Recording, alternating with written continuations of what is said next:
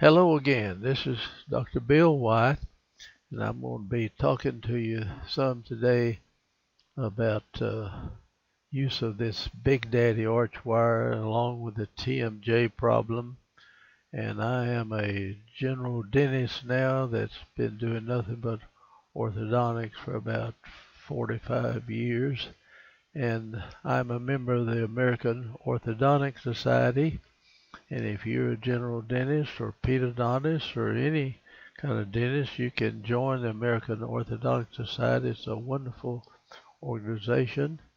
And if you can pass the boards of the American Orthodontic Society, you can certainly do orthodontics.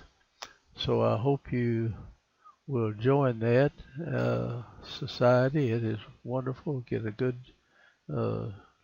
journal. And we have a bunch of good teachers also.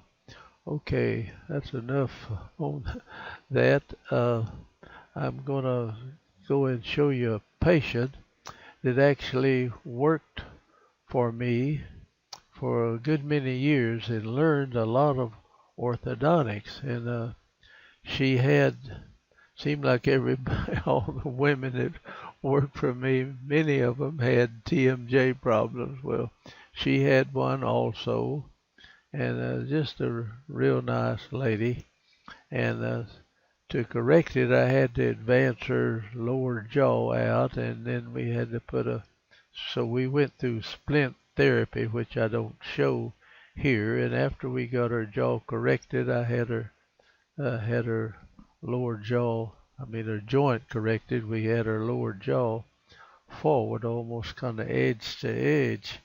And now I have to come in and work on the teeth some, which we will show later on. I don't know what this coming in on the side. All right, let's go on into this case and show you.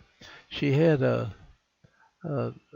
narrow arch. It was very narrow, kind of, and if I expanded it at all, it made her too much profile out here. And so I didn't want to take any teeth out. She didn't have any wisdom teeth. And so we tried to figure out a way that we could keep the profile back and yet gain some space in the arch. So we widened the whole arch out. And I'll show you the arches in a minute. You can see why we'd want to widen them out. And she was able to accommodate that width without any problem at all. In fact, it looks quite good on her. And here are her models. This is 1987 now, so just kind of keep up with the time that it took to do this. 9 of 1987, and with no big problem up here in front. These teeth are lined up pretty good. The overjet, overbite looks good. Let's see what it looks like on the side. Now this side was perfect class 1. You can't really get much better than that. Even the 6 keys and all that good stuff. This is a real good class 1 relation on that right side of the mouth. Now the left side was somewhat class 2. In other words, this point needed to go back in here, and this one here, and this cuspid needed to go there. I've kind of got it marked there, and we got a little too much overjet on this side. Of course, the midline will be off where you've got a class 2 on one side. But she was having a TMJ problem. Now that's where this screws up your orthodontics, and people don't like to mess with it. They just go ahead and straighten the teeth out.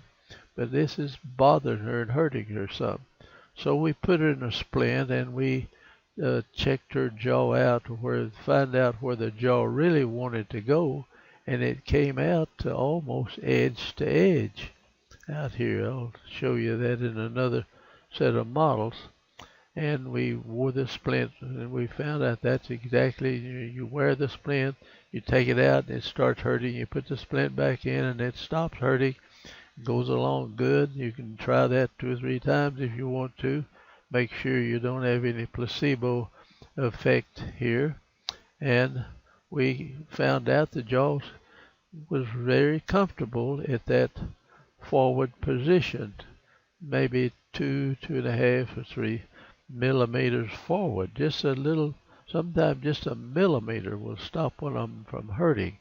And so we have to set the teeth up, and then you try to put her in a class 1 on both sides with the teeth interdigitating. So you try the best you can to get that connected. And I'm going to show you some of it, how we got it in there. How you change over from a splint and then go into orthodontics without messing up the jaw position is a pretty tricky thing. And that's not a beginning orthodontic thing to take on, see. Okay, so here the jaw was quite narrow, you see. It's kind of going out. I'd rather have the jaw coming on out something. I mean, the arch form coming on out like that makes a better looking smile and everything. So we try to do that. But anyway, you can't get it all done at once. Now the lower arch was very narrow and was crowded across here. And when we straightened that up enough to get the teeth in here, it was really protrusive. So if you just mechanically look at anything like that, and if you widen it out and you don't add any space in between here, the front end of this goes in and the arch will come out like this, something. And so that's what we did. We didn't take any teeth out. We just changed the arch form. Now you've got to stay with it until the tongue gets widened out and is able to hold it in that position, which we did.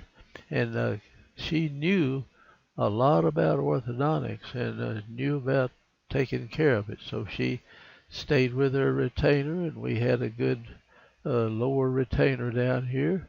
And it's, to my knowledge, it's still there today. It was for many years afterwards. She worked with me, and then she moved to another town and went to work for an orthodontist there. Okay, let's get into this a little further. So here we are. We have widened this out. We put arch wires in and did some of it. Now, I forgot to mention she had a tooth here that had a little problem with a pocket, and we had her under the periodontist was working on it, and so you can see that. You can pick it up even on the models. If you look at the models in the front, right here, she's got a pocket around that tooth. So we had to go in and have a periodontist work with her. And later they put a graft in down here at the bottom of that. So you got another problem. You get into adult orthodontics. Here we've got something. We've got a TMJ problem. We need to widen the arches out, and then you've got just adults. You have a lot of problems. Now, she didn't have all that many, really. Some of them are a lot. Okay, we'll get back over here where we were, and we had that lined up. We had some work done on it. Now, coming out of a splint into braces is a difficult thing orthodontically. Now, I did this type of work for probably 30 years. I worked with a guy who was a specialist in TMJ work. He would get these people comfortable on the splints and send them over to me, and I had to keep them comfortable and straighten their teeth up, get them off the splints, get them back in, and get them interdigitated, and keep the jaw where it was. The jaw, I could not let the jaw shift at all, or the condyles would change, you see. Now that's a pretty big order to try to straighten the teeth out and put them in, get them off the splint. Now when you slide the jaw forward, it opens up some, so you got space back here in the back of the mouth. Well, the secret of doing this is what you have to do is you take the splint apart in 3 pieces. You keep the anterior part just like it was. If you could cut it off and get it to stay, okay. But usually we would bond something up here that would hold the anterior part just like it was in the splint. And when you do that and take the splint out and you've advanced the mandible, you usually have opened the bite quite a bit, so we have to add pads back here from the bicuspid on back through the first molar. You put pads in there and have them bite down on this part out here in the front, and it makes an indentation in this in the back. Then you grind the imprint of the upper teeth out, but leave the dots where the cuspids touch in here so it stays at that point but can be moved around. Now that's, I don't know whether you caught all that or not, but I hope you did. Now you leave the second molar out. So now they chew on this, and this hits at the same time, and the second molar doesn't come in contact. So it's not contacting anything. So after a few, it takes a couple of months or maybe 3 months, the molars will come together back here at this point. And strangely enough, this will hammer up here till this tooth rises to the height of this acrylic pad here on both sides. Now, and once it gets in contact with the upper tooth up here, you've got pressure on the upper teeth and on your second molars. Then you can start taking these pads off, and that brings the bicuspids and first molar in contact. Sometimes you have to do that kind of slow. Sometimes you leave, well, you always leave one side like it is and take this acrylic, this is this triad composite. It's easy to cut off. You just cut a big groove in it and pinch it here and pop one side, pop it off the teeth, or you grind it down and let them gradually come together on some cases. Now that's a lot of different orthodontics, and kids don't get out of orthodontic school learning how to do that. Not that any school that I know of, I don't know that they teach this. They may, and somebody will see this video and tell me I'm wrong, and I may be, and I hope to God that they are doing that, because orthodontics has a whale of a lot to do with TMJ problems. If you don't know what you're doing orthodontically, you can create a lot of TMJ stuff. And they kept thinking at one time it didn't have anything to do, but it darn sure does. And so I hope that these videos don't stir up too much trouble.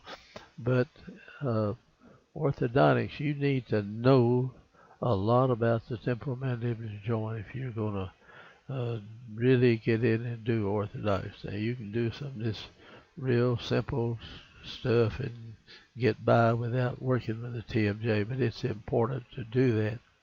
Alright, so let's go on to what we did.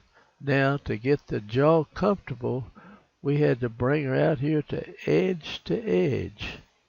Now we try to kind of advance the mandible to some extent so that it won't be edge to edge, and of course we're going to close this space and we get her back under to some extent. Now you can do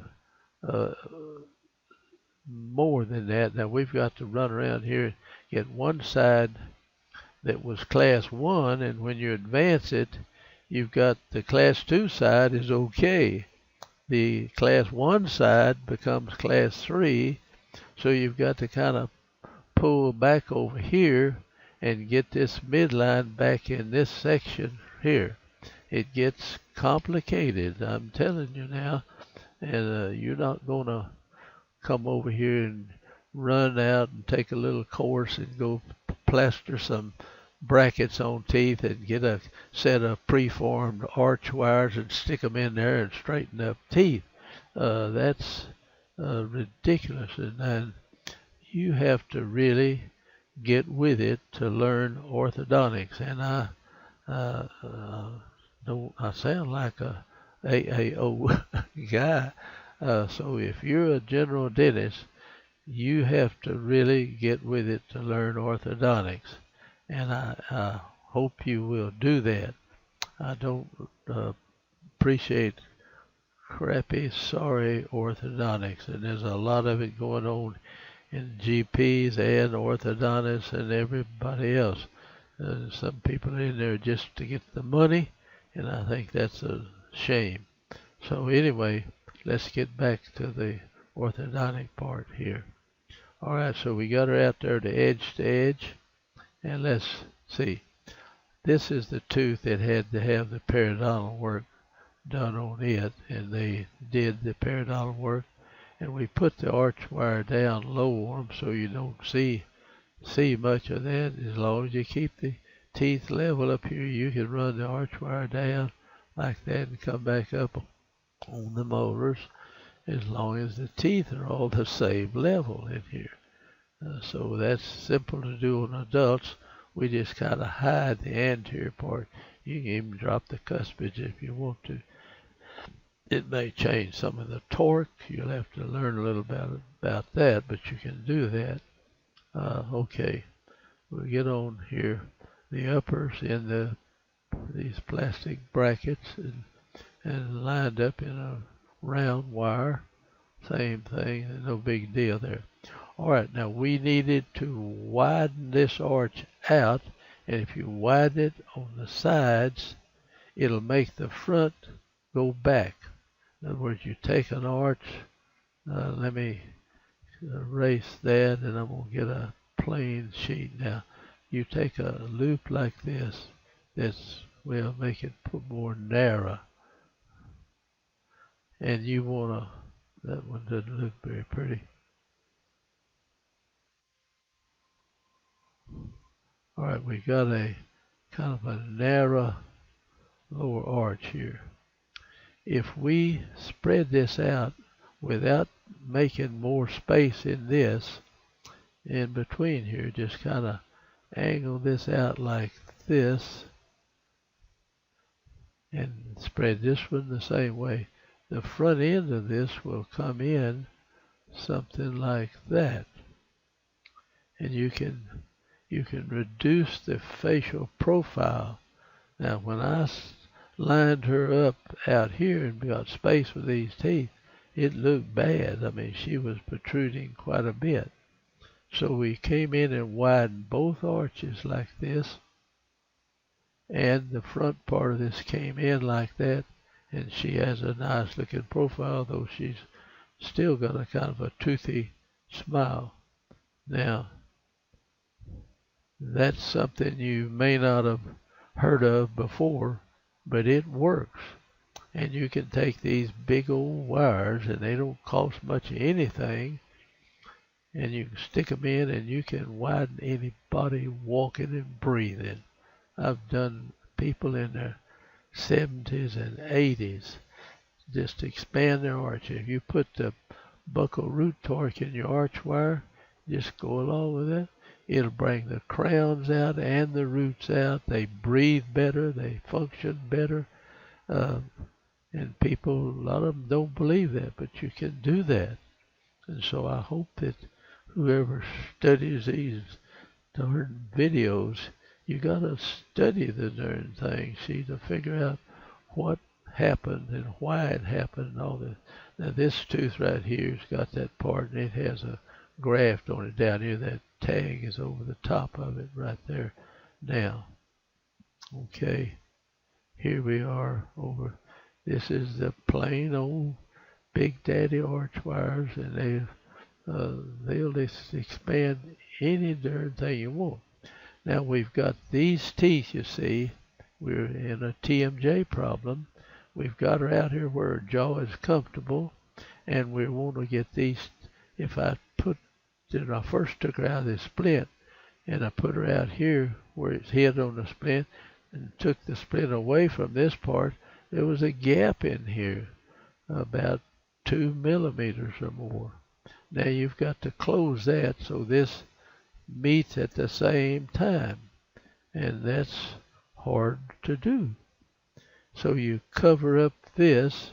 In other words, you take your splint apart in 3 pieces. You leave the upper part, or you bond something up here and have it close exactly like the upper part of your splint does. And then you take this out completely, and you add these pads, let them close on the front, which they'll do, and that'll put indentations in this acrylic on the bicuspids and the first molar.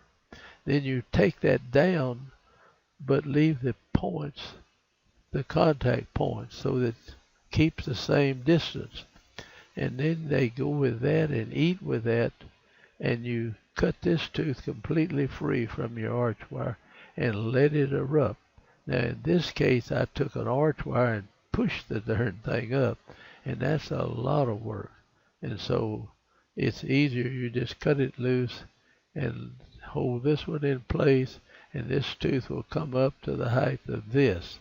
And when it gets up there where it's hitting and taking the force, then you can begin to take this off, and then that will let these teeth come up with this one, and you'll end up with these in the correct position, and all these teeth here meeting like you have them meeting. But then you have to correct your class 3 problem in the meantime, and keep the sides in class 1 relation. So when you finish up, you've got the jaw where it is comfortable. You have not brought it back. It's hitting exactly the same, and the teeth are interdigitating, and you try to keep as much overjet and overbite as you possibly can. So you can see this is not something you're going to learn how to do on a weekend. You have to go home and you have to study it, and then you have to do some of it to get to where you can actually do that. Now this is just a simple way of expanding the arches so that you bring the front of the teeth in and you don't have them protruding, and they can stand a little expansion over here. Now you've got to stay with your cotton picking retainer until the tongue adapts itself and make the retainer kind of a horseshoe shape, and over a period of time the teeth will hold one another together. Put a good 3 to 3 on the bottom, or if you wanted to, you could put a 4 to 4 down there to help keep it out, keep it spread out. But it stayed spread out on her just real good. All right, we go along this one. Now that's the stuff in a nutshell, but doing this is the hard way to do it. I took this lower arch wire, the part down here, and jacked it up gradually and pushed that tooth up, but you don't have to do that. If you just cut it loose, it's totally free, it will rise up because it's not hitting. And if you want to band this one or bracket it and hold it there, this one will come to it. Or if you just leave them alone and this one's free, it'll still end up flat across here. Yeah, you may not believe that, but it works. Now, so anyway, we're putting it in a video and trying to show you as much as I can. This is a mirror shot, by the way. You're seeing these teeth in a mirror over here, so it shows you exactly how they work. And this is the other side. You see how we push that tooth up. Now that's the hard way to do it. You can just cut it free and it'll go up. It'll just come to, because there's no contact over here, and it'll just run up here till it runs into something. And if you got this in good, it's good to have your second molar banded here as you do that, especially if you widen it out. Now, this one was out here and it didn't need it, and so I spread that and left that one free. Okay, now that's a close up. You see, I really worked on that thing. Putting that, you can keep changing that every few weeks and jack it up, or you just cut the thing free and the tooth will erupt into this one up here. And you don't even have to have it joined on. They'll come out the same level right there. Now, there's not too many orthotics, but I worked for years taking these cases that Dr. Holt sent over, and I took them out of the splints, put them into braces, and I've done this a many a time. And there's another real good guy up in Missouri. I can't pull his name out of my pot right now, but he's a sharp guy, and he does a lot of this. And so there are a lot of orthodontists that know how to do this, or know how to come out of splints and go into your braces and finish your mouth up. Otherwise, you got to wear the darn splint, or at least end up part-time the rest of your life, and that's not a very good position either. So you try to learn that. You'll help people out a lot. Get them off the darn splint and back on their regular teeth, and their jaw doesn't hurt. And we've done hundreds of cases like that. And I worked with this Dr. Holt. He's passed away now, but he was an excellent TMJ man and did nothing but that.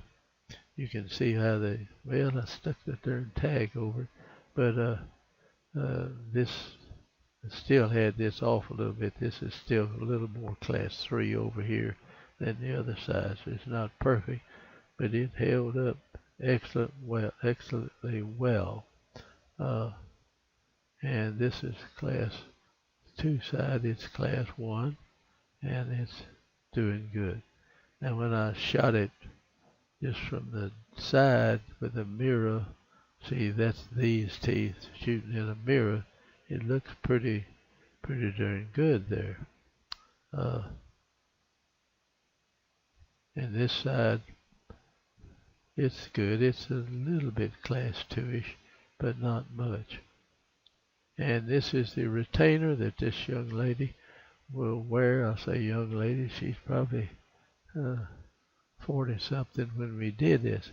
We put her in a daytime retainer, and if you advance her mandible a long way, you better put her in a nighttime retainer with a deep ramp, you know.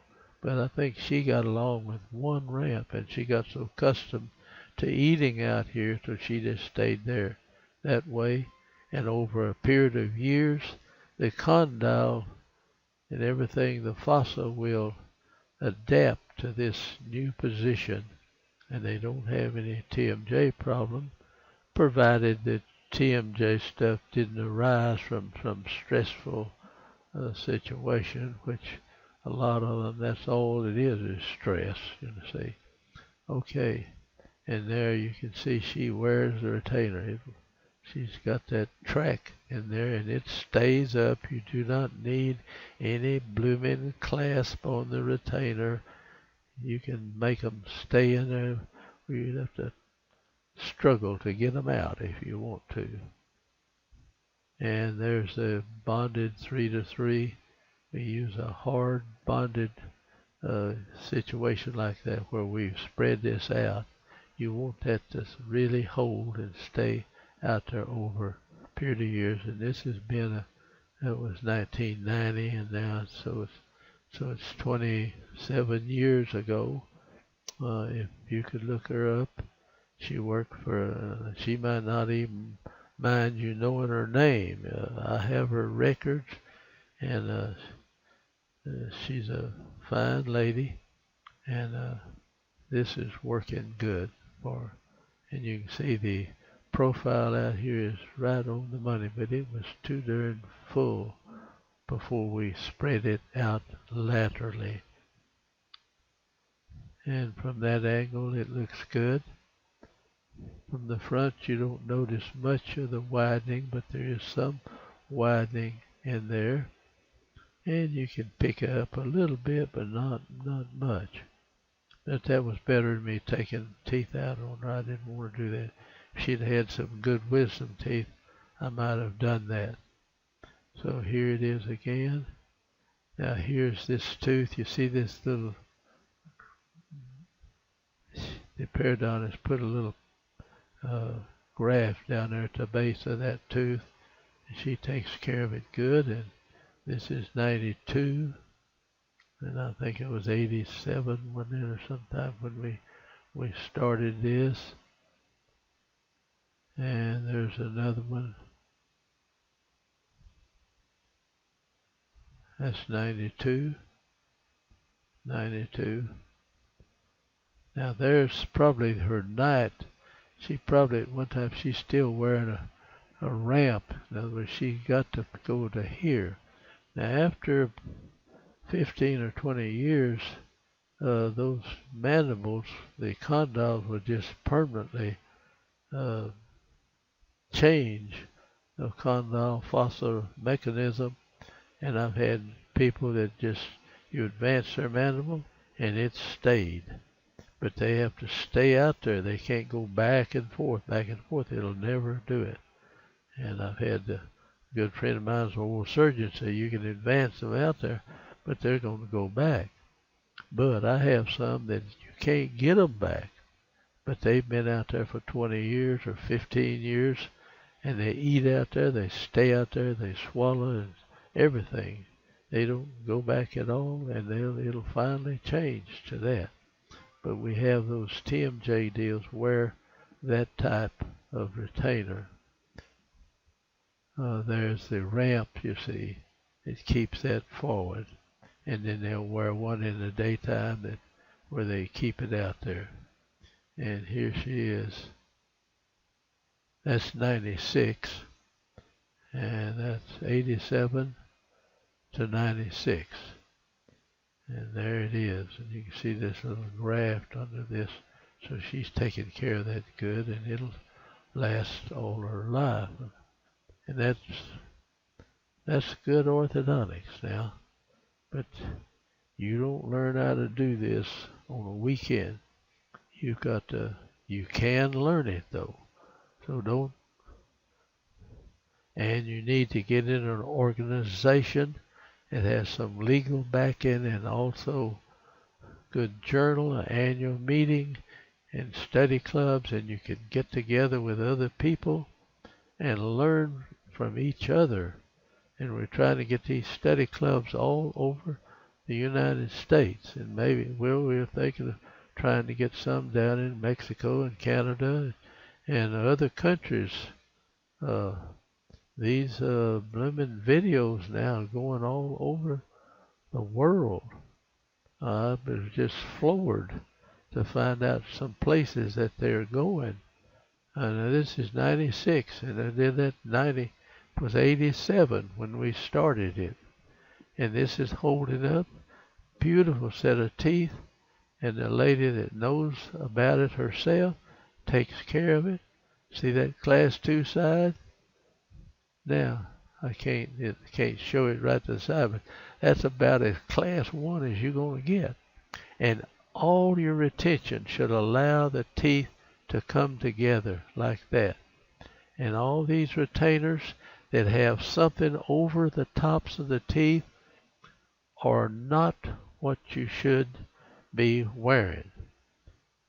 Because you take them out, your teeth are going to change. The retainer is the same thickness all over. If it covers the occlusion, that's not what you really need. You need something that holds the teeth in place but allows the teeth to erupt together and wear in, and then you get this type of finish. Now that where the top teeth hold the bottom teeth, and the bottom teeth hold the top teeth, and the whole thing, when you chew, these things fit together like that. And that's what real retention is. I've had people come in after 30 years, and the teeth are still in that.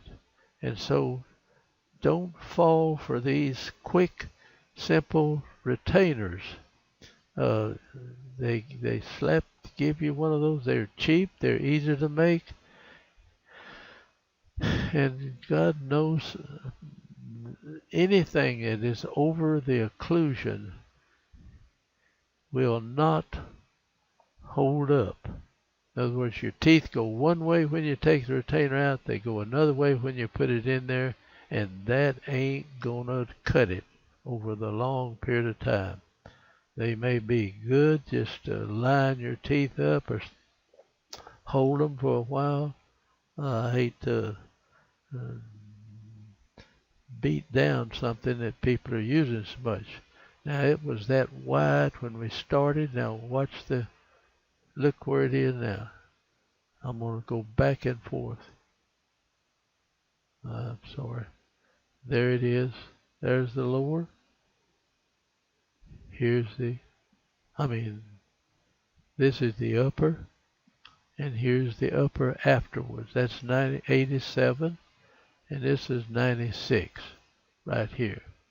It has stayed out there. Of course, she's worn a retainer. She wears that to keep her jaw forward for her TMJ problem, plus wearing it for the thing. You've got a little problem right there, not much. You could just adapt that something, or you could correct it if you wanted to. There's the retainer in there. That's the one she probably wears as the ramp. There's the lower arch now, and see where it is, and you look where this is. Now, you can't tell it when you look at these pictures, but this has moved in from the other side.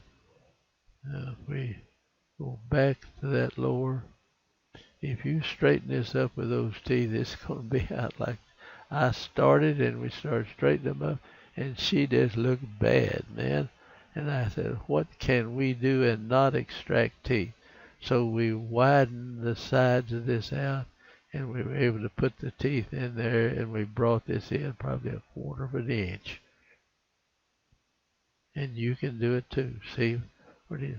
We bonded the son of a gun together, and it stayed out there, and that was 87, and there it is in 96. All right. The enamel's chipping off. See where it wore down into the dent, just a little thin layer of left. She chipped some right on that too. You can buff that down a little bit and maybe add a little tiny bit of composite. Cover that up. All right. There she is. All right, I'm going to stop this now, and I hope you learned something from this. If you don't know how to do this, and you're going to really get into orthodontics, where you can take them out of splints and put them into braces, this is a big step from orthodontics. And I don't know for sure, but I doubt seriously if this is thoroughly taught in any of the orthodontic schools, and even in our organization. It'll be hard to squeeze this out of some of the teachers and everybody. But we really should know this if you're going to do orthodontics. So this is Dr. Bill, and I'm going to say goodbye, and I hope you will learn something from this. Thank you a lot for listening to it.